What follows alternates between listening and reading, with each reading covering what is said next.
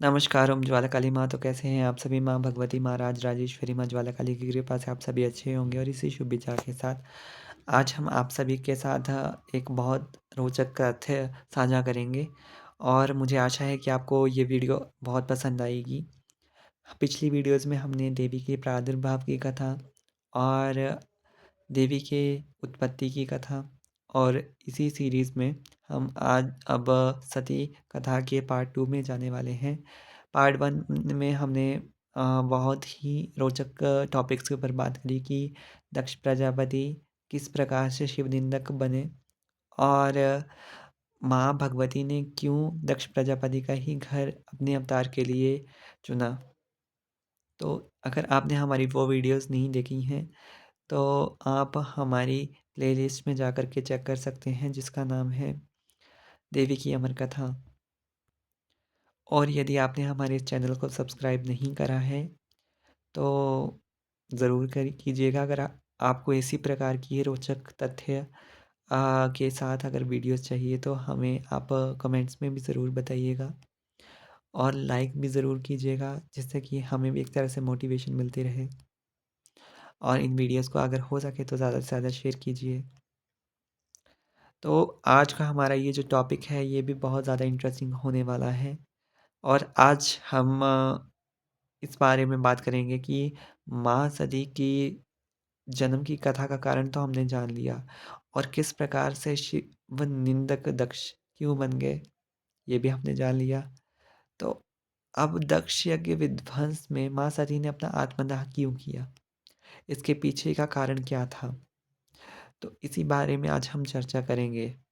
तो इसके पीछे एक बहुत ही रोचक स्टोरी है कि आपको एक बात जान करके है आश्चर्य होगा कि माँ सती का एक बार भगवान भोलेनाथ जी ने परित्याग कर दिया था। चलिए तो इसके बारे में विस्तार से जानते हैं। बहुत प्राचीन समय की बात है। एक बार भगवान शिव जी सती माँ के साथ नंदी बैल पर सवार होकर के भ्रमण करते हुए डंडक वन पहुँचे। उस समय विरागहीन से तप्त होकर इधर-उधर भ्रमणशील श्री राम जी को देखकर उन्होंने प्रणाम किया। ऐसा कहते हैं कि एक बार भगवान शिव की दीर्घ समाधि टूटी तब उनके मुख से राम शब्द निकला और ये ग्रंथों में बातें जो हैं वो लिखी हुई हैं। और अगर आपको ज़्यादा ही मतलब कि रोचक इच्छा है अगर इन कथाओं के बारे में जानने की तो आप हमें कमेंट्स में ज़रूर बताइएगा। मैं वहाँ पे मेंशन ज़रूर कर दूँगा कि कौन-कौन से ग्रंथ आपको पढ़ने चाहिए। वैसे तो देवी भागवत, शिव पुराण, दुर्गा सप्तशती ये माँ भगवती से ही रिलेटेड जो है वो ग्रंथ हैं। और यदि आप और कोई भी बुक खरीदते हैं किसी और प्रकाशन की तो उसमें भी आपको बहुत अच्छी तरह से इन स्टोरीज़ के बारे में वर्णन मिल जाएगा और मैक्सिमम ग्रंथों में इन स्टोरीज़ का वर्णन मिलता ही है।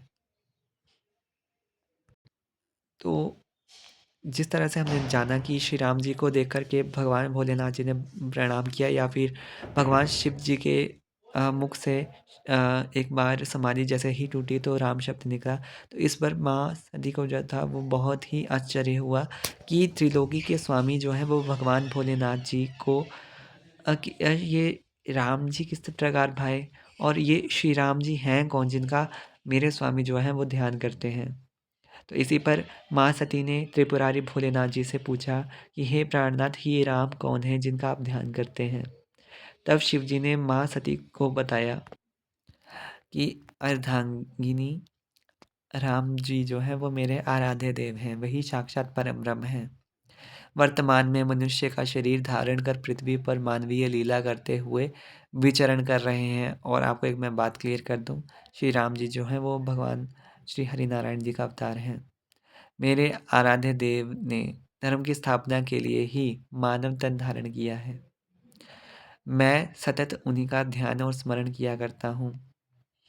अभी भी मैं उन्हीं का ध्यान करता हूँ। स्टोरी से थोड़ा-सा हटकर चलें तो आपको एक मैं बात बताता हूँ। राम नाम जो है वो एक तारक मंत्र भी है। काशी में जब किसी की मृत्यु होती है तो भगवान भोलेनाथ जी जो हैं या फिर काशी विश्वनाथ जी जो हैं वो वहाँ पे उस मृत क्या बोलते हैं जीव जो होने वाला है जिसकी मृत्यु होने वाली है, मरते समय उसके कान में जो है वो तारक मंत्र यानी कि राम मंत्र को फूँकते हैं, जिससे कि उसकी मुक्ति हो सके और उसकी मोक्ष की प्राप्ति हो सके। तो ये भी एक बहुत ही इंटरेस्टिंग बात है। तो अब स्टोरी पे आते हैं। जब उन्होंने ये इस बात के बारे में जाना, माँ सती ने इस बारे में जाना कि प्रभु भोलेनाथ जी जो हैं वो श्री राम जी का ध्यान करते हैं, तब शिव जी के मुख से ऐसा सुनकर माँ सती के मन में संशय पैदा हो गया कि राम तो पूर्ण ब्रह्म है। तो वह सीता के वियोग में व्याकुल हो करके, माता सीता के वियोग में व्याकुल हो करके मनुष्य जैसा व्यवहार क्यों कर रहे हैं? भगवान शिव ने जब ये जान लिया कि श्री राम के पूर्ण ब्रह्म होने के संदर्भ में सती के मन में संशय है, तो उन्होंने सती माँ से कहा कि हे पार्वती, यदि तुम्हारे मन में किसी भी प्रकार का संशय है तो तुम स्वयं जाकर के स्वविवेक से उनको परख सकती हो या उनकी परीक्षा ले सकती हो।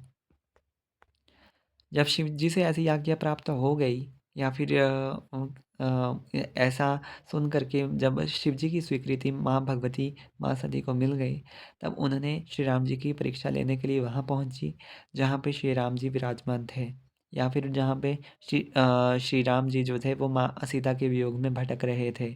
उस समय सती माँ ने जो था वो सीता माँ का रूप धारण किया था।